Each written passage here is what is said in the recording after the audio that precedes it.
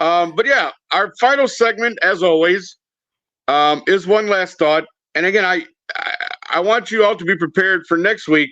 We're gonna have a slight change to the one last thought. We're gonna do a little something different. So we'll premiere that next week. But for this week, as always, everybody will give their, whatever it is, brief thought they have for this week. So, Handy, we'll start with you, my friend. I know you're tired. It's been a long day at work. You probably dropped your dinner on the floor again. I insulted your Falcons. But give me one last thought for this week, my friend. Let me. One, I haven't dropped dinner since the infamous steak incident. Today is pizza. Thank you very much. Okay, pizza's good. I've learned how to wait until y'all get on screen and get the full screen, and then I mute myself and I shove food in my face, and then by the time y'all are done, I'm all clean. Y'all don't know. I had a whole bunch of Popeye chicken skin on my face. I'm kidding. I'm really kidding. Maybe. One last thought. Wow. See, this is the thing we were just talking about before the show. There's so many things we could talk about.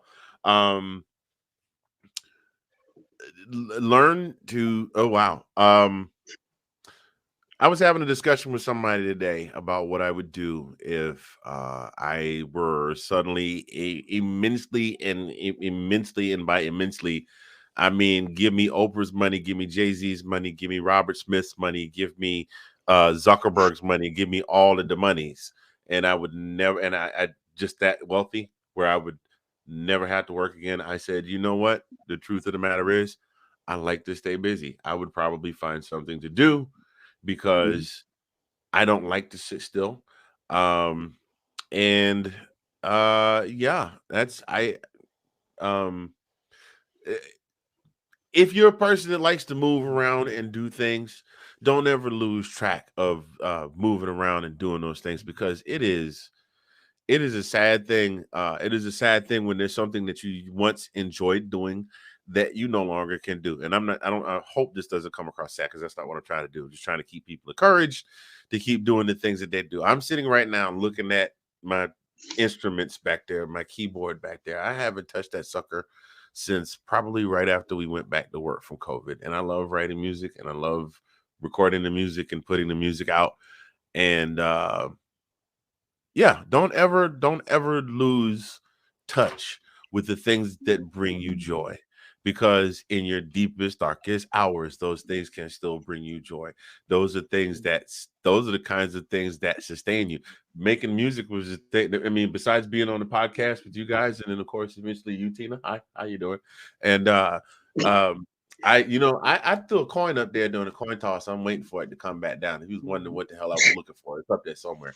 Anyway, but being on the podcast with you all and doing music, even just cover versions of songs and just putting them out for people to listen to, was one of the things that kept me sustained. And I've really lost touch with that, because I got so much going on that I don't get it. I mean, I kind of balances with the karaoke, but still, don't lose touch with the things that you love that bring you joy, because that might be the very thing that sustain you, um, the very thing that sustain you when you're at your lowest point. I wrote a song.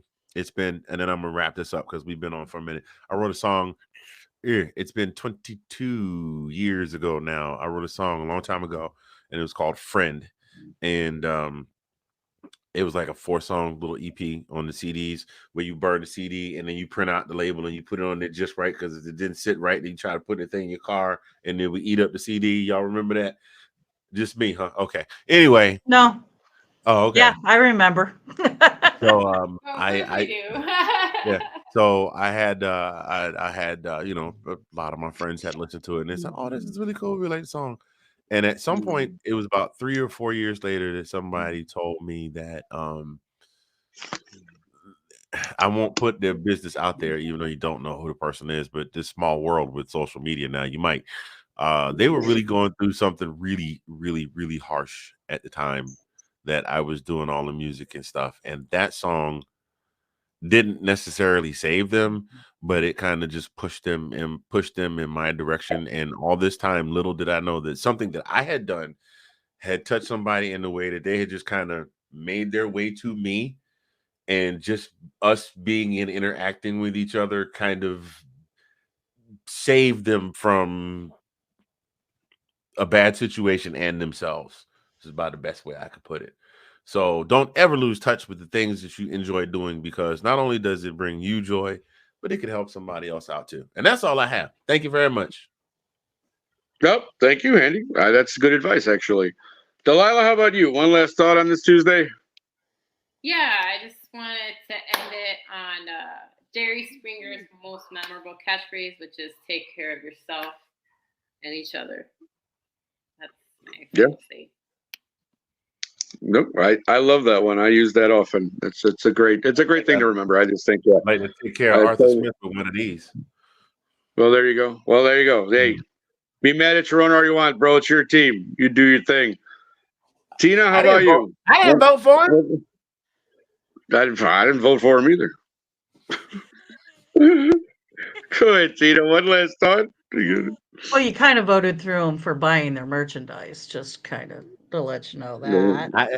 Hey, fun fact: yours truly has never personally bought one iota of every single piece of Falcons paraphernalia I own. Somebody else bought for me. Well, you're better than me. I gotta tell you that.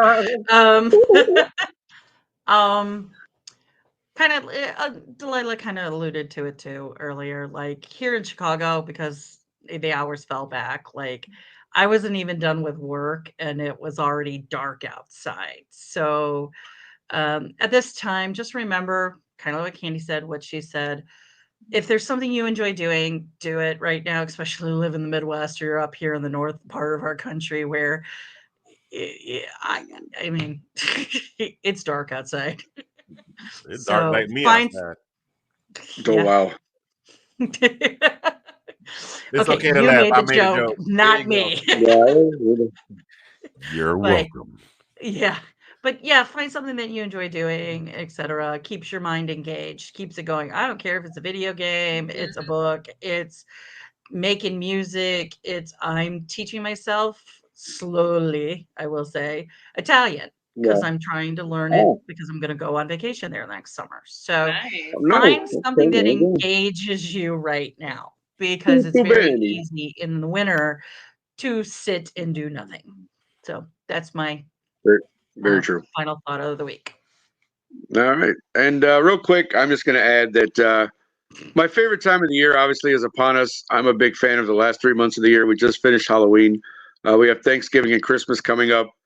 So I think it's always just, at this time of year, just find something maybe to be grateful for or to be thankful for. I think this time of year is kind of that kind of reflection. You start thinking about how the year went for you. A lot of people do that. Look forward to the new year and that sort of thing. So just like I said, to be happy, just to find something that brings you a little joy. Like I said, something you're thankful for, something you might be grateful for, and something you'll be looking forward to in the new year. Because we always kind of, especially for me, because my birthday is right after the first of the year, so I always kind of look forward to that. Just like, it's a new year, Nick. You got another year. You're a year older. What are you going to do with this year? And to be honest, this year was actually a pretty good one for me. For the most part, it actually has been. I've done a lot of things.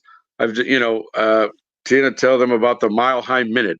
Okay, apparently Tina should tell us about the Mile High Minute. I don't know what that is, but all right.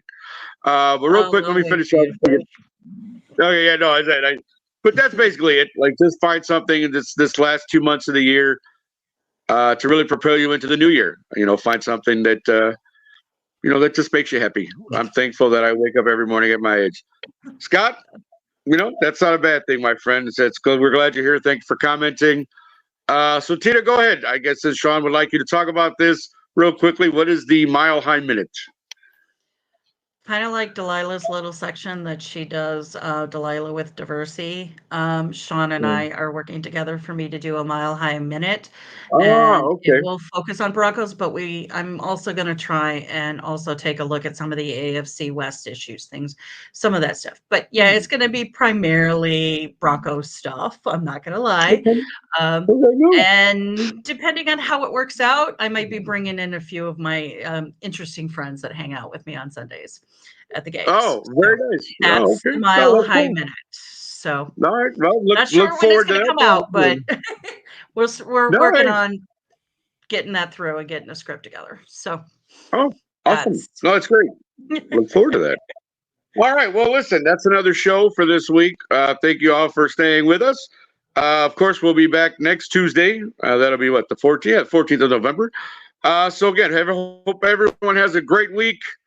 For Anthony Handy, Tina Winter, and Delilah Crespo, I'm Nick Rosario. Everybody have a great week. See you next time. Bye, everyone. See you later.